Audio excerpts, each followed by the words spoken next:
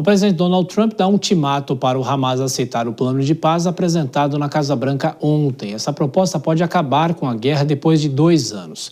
O editor de internacional da Jovem Pan, Fabrício Naits, que aqui nos nossos estúdios, qual é esse prazo e se é um prazo viável? Bem-vindo, boa noite. Boa noite, Thiago. Boa noite a todos que acompanham o jornal Jovem Pan. O prazo estipulado pelo presidente Donald Trump para que o Hamas aceite a proposta é de 3 a 4 dias, ou seja, até o fim desta semana, o Hamas deve responder à Casa Branca se aceita ou não o texto que foi apresentado ontem construído em parceria entre o presidente Donald Trump, o primeiro-ministro de Israel, Benjamin Netanyahu, e que foi bem recebido por grande parte da comunidade internacional. Líderes europeus, países do mundo árabe, países de maioria muçulmana, a própria autoridade palestina também falou de forma positiva em relação a esse texto. Segundo fontes ligadas às negociações, os mediadores responsáveis pelas negociações do lado do Hamas estariam analisando com responsabilidade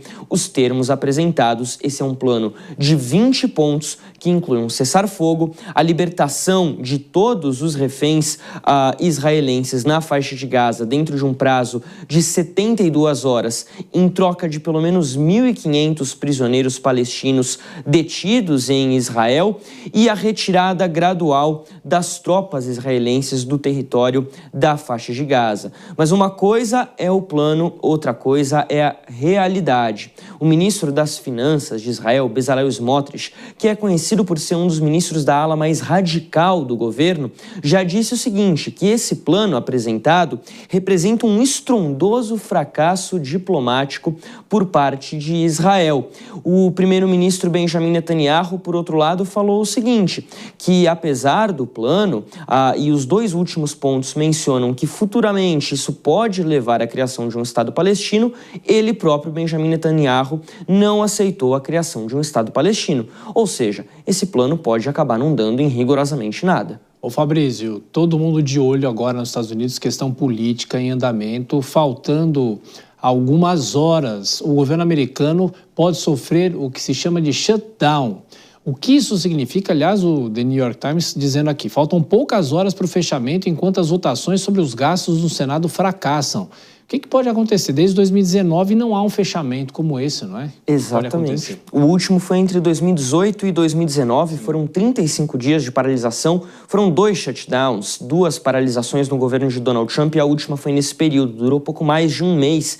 E naquela ocasião isso teve um custo de 3 bilhões de dólares para a economia norte-americana, porque um shutdown é quando o Senado norte-americano, e aí a gente vê imagens ao vivo do Capitólio na nossa tela, para quem nos acompanha por imagem, é quando o Senado norte-americano não chega a um acordo para o orçamento do país, mesmo que seja um acordo temporário. E nesse momento há uma briga entre republicanos e democratas para o orçamento norte-americano. O que acontece? Os republicanos, que são maioria no Senado, maioria também na Câmara dos Deputados, querem prorrogar o atual orçamento pelo menos até o fim de novembro, enquanto os democratas querem uma expansão dos créditos para a saúde pública e principalmente a questão do Medicare, que é uma espécie de serviço de saúde pública social lá nos Estados Unidos, que é um país que não tem um sistema universal de saúde como o SUS.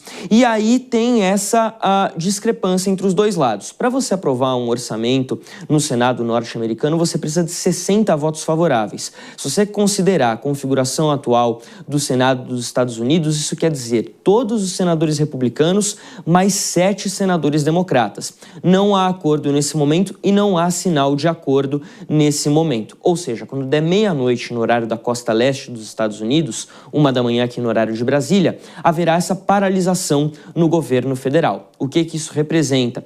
Que agências federais dos Estados Unidos, principalmente aquelas não essenciais, param de funcionar. As agências essenciais até continuam funcionando em escalas menores, mas sem que os trabalhadores recebam pagamento. Esses funcionários públicos não receberiam pagamento algum enquanto não haja um acordo para o orçamento. A expectativa é de que 750 mil funcionários públicos federais fiquem nessa situação de desemprego parcial, uma perda de renda de 400 milhões de dólares, mais de 2 bilhões, sem previsão de quando isso pode ser resolvido. Bom, então amanhã saberemos se isso efetivamente se concretizou, com consequências também no mercado financeiro, que o mercado nunca costuma reagir bem a isso. Fabrício, bom descanso para você, a gente volta a se falar amanhã. Até amanhã.